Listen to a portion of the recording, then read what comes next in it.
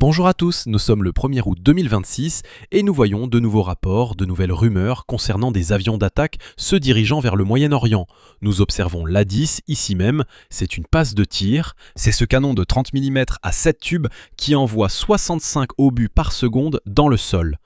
Et la raison pour laquelle on dit brrrt, c'est l'expression que les gens utilisent quand ils en parlent, c'est parce que ces balles sont énormes. 30 mm, vous pouvez en voir une juste là, et elles peuvent avoir des noyaux en uranium appauvri à la pointe de ces projectiles. Ce ne sont peut-être pas les types de munitions utilisées en Iran, une meilleure option étant les obus explosifs incendiaires pour cibler les dépôts d'armes, les drones Shahid. Nous avons même vu des images qui semblent montrer l'Iran cachant des drones dans des entrepôts qui ont déjà été bombardés. Donc, ils ont déjà été frappés et bombardés. Donc, il n'est pas forcément nécessaire de gaspiller une bombe sur ces entrepôts. L'A-10 Warthog pourrait être l'appareil idéal pour aller frapper ces cibles. Rappelez-vous, il est équipé d'une baignoire en titane, de roquettes APKWS et du missile AGM-65 Maverick.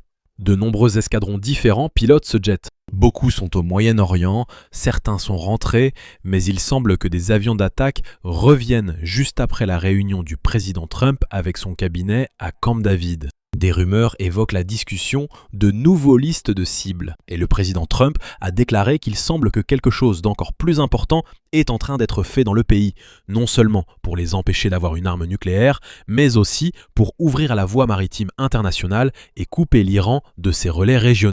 Et l'A-10 Warthog est l'un des meilleurs avions pour soutenir cette mission du commandant en chef.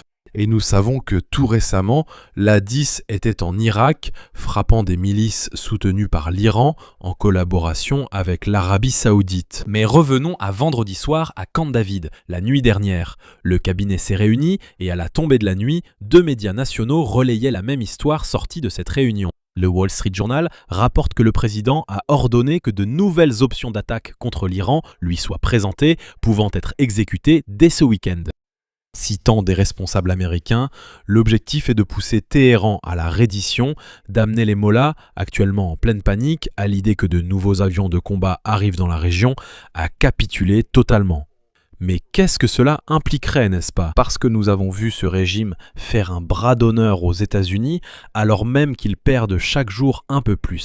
Mais CBS News a rapporté que les États-Unis et Israël prévoient une campagne contre les infrastructures énergétiques iraniennes, les raffineries, la production d'électricité, et que les planificateurs discutent de la terminer avant même l'ouverture des marchés lundi. Aucune frappe n'a encore eu lieu ouvertement au cours des 24 dernières heures, et aucune fin ne semble en vue.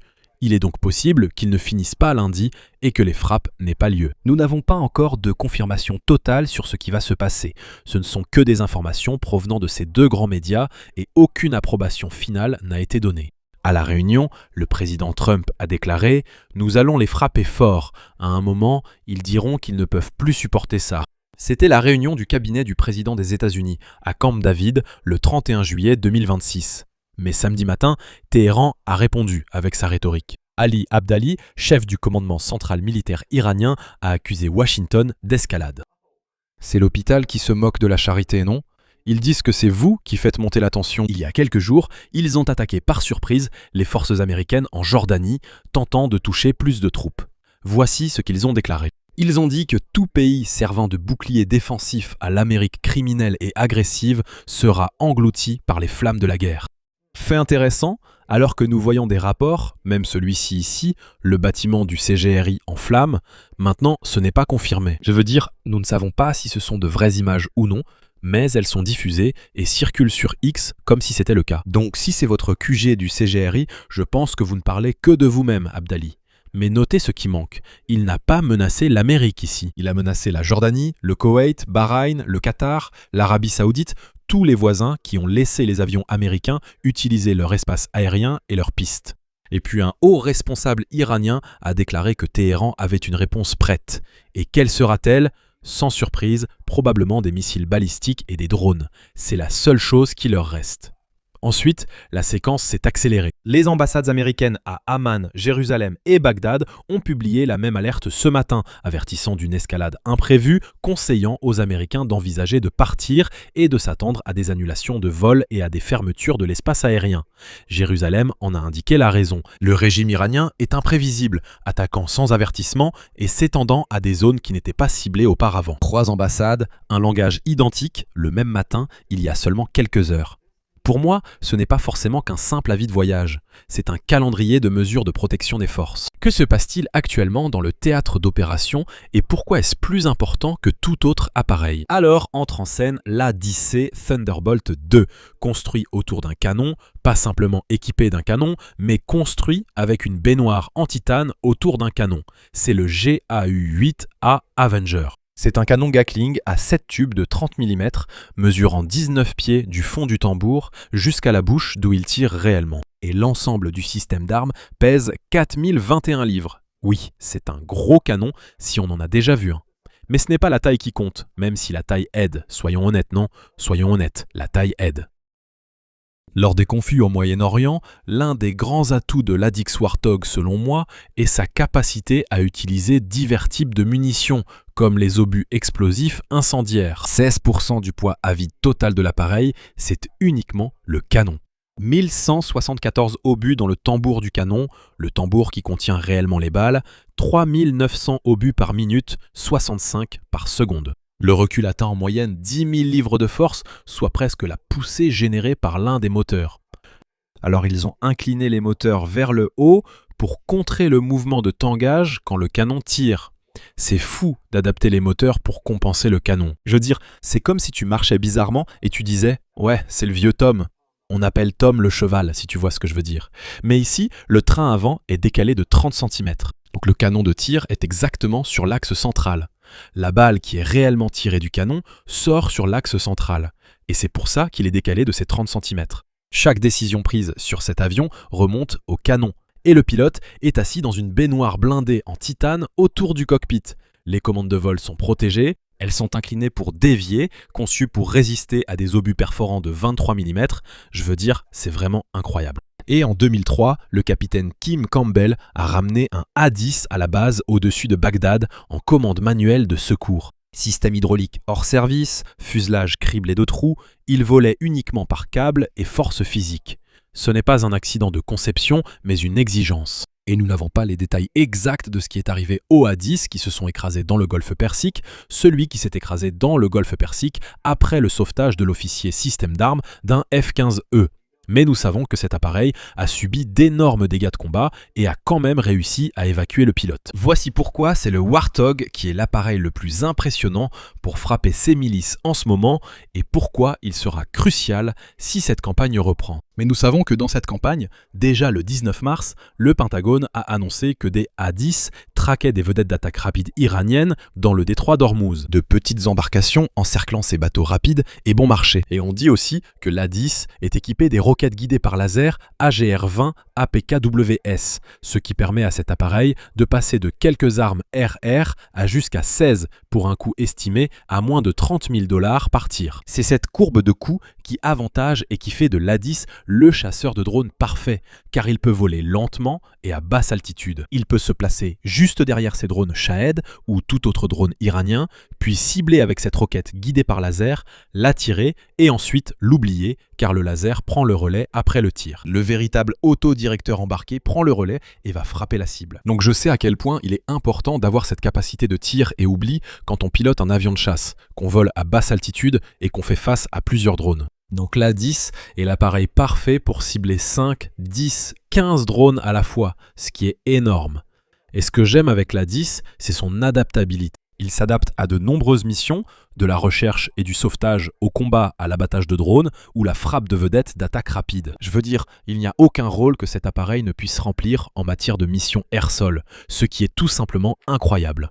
Mais voyons ce qu'il reste encore à l'Iran, d'accord ? Le réseau de défense aérienne iranien a été affaibli, mais le Warthog vole bas et assez lentement.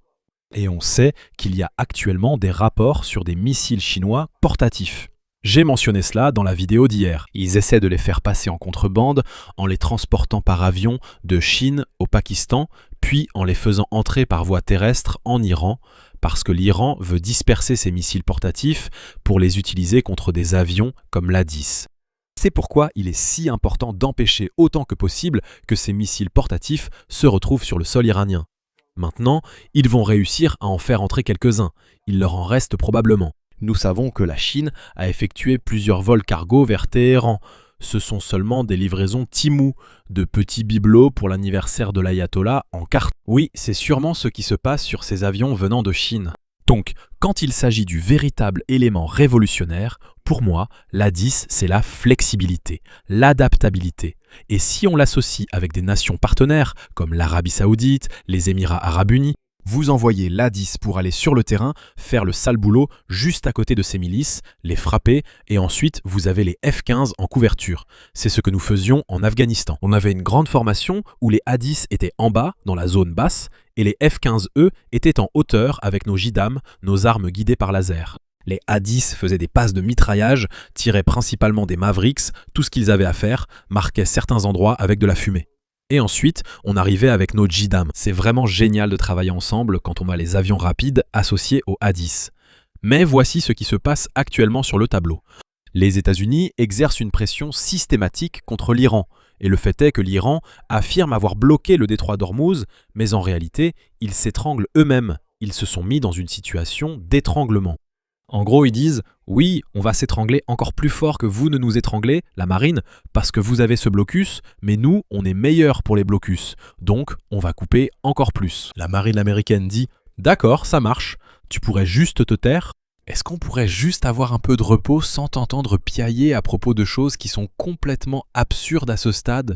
L'économie iranienne subit des pressions sur de nombreux aspects, non ? Le blocus leur fait perdre 500 millions de dollars par jour et les sanctions pétrolières les empêchent de vendre leur pétrole illicite, même via leur vaste flotte fantôme qui leur offre une dénégation plausible partout dans le monde. Comme vous pouvez le voir, l'A-10 est la plateforme parfaite pour à remettre en service et à réévaluer pour l'Iran si ces frappes reprennent. Bienvenue à nouveau dans le tour d'horizon mondial, mes amis. Voici un fait surprenant concernant la Russie. Il semble que le 29 juillet, les frappes en Ukraine aient inclus au moins un missile balistique fourni par la Corée du Nord.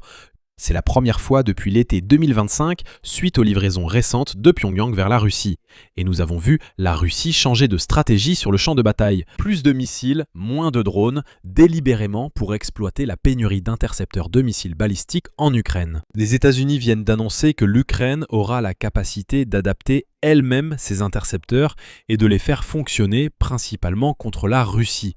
Il semble donc que ceux-ci pourront bientôt être fabriqués ici en Ukraine avec Volodymyr Zelensky qui a une réunion avec les PDG de Lockheed Martin. Mais cela nous amène à la section d'analyse stratégique 4D, mes amis. Nous avons donc vu ce qui se passe, n'est-ce pas ? Cette énorme pression exercée sur le régime. Et maintenant, ce que nous voyons avec l'administration Trump, qui dit qu'elle va accomplir plus de choses en Iran qu'elle ne le pensait auparavant, et qu'il faut juste faire preuve de patience. C'est le gros morceau. C'est la grande guerre pour empêcher l'Iran d'obtenir une arme nucléaire. Mais même en second lieu, il est tout aussi important de les empêcher d'utiliser le détroit d'Ormuz comme leur arme nucléaire. Parce que, encore une fois, le détroit d'Ormuz est leur machine à sous. Ils sont là, en train de faire tourner la machine à sous, et cela remplit leur armée de missiles balistiques. Je veux dire, vous avez vu sur les images que nous avons examinées, l'énorme quantité de bunkers qu'ils ont pu construire dans leur pays. Tout cela est dû à l'argent du pétrole et aux revenus qui proviennent du détroit d'Ormuz. Ils l'utilisent simplement pour construire la plus grande armée du Moyen-Orient. Et s'il continue ainsi, il arrivera un moment où plus personne ne pourra rien y faire. Il semble donc que l'administration Trump ne cherche pas seulement cet accord à court terme, puisqu'elle avait déjà donné à l'Iran l'occasion de l'accepter. L'Iran a eu sa chance, l'Iran avait une porte de sortie, ils ne l'ont pas saisie.